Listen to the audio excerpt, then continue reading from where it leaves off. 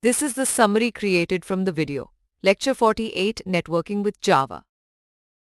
This course explores network programming in Java, enabling communication between users across networks.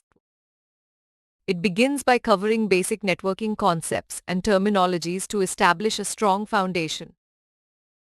Java's URL and URL connection classes are introduced, highlighting how IP addresses, port numbers, and protocols like HTTP are used to identify and access network resources. The in-address class is explained, differentiating between connection-oriented protocols like TCP and connectionless protocols like UDP.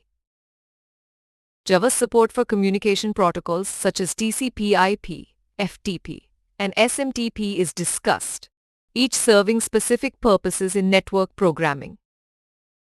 The choice between TCP and UDP depends on requirements. TCP is reliable but slower, while UDP is faster but less reliable. Java's networking involves stream sockets using TCP for connection-oriented communication and datagram sockets using UDP for connectionless communication.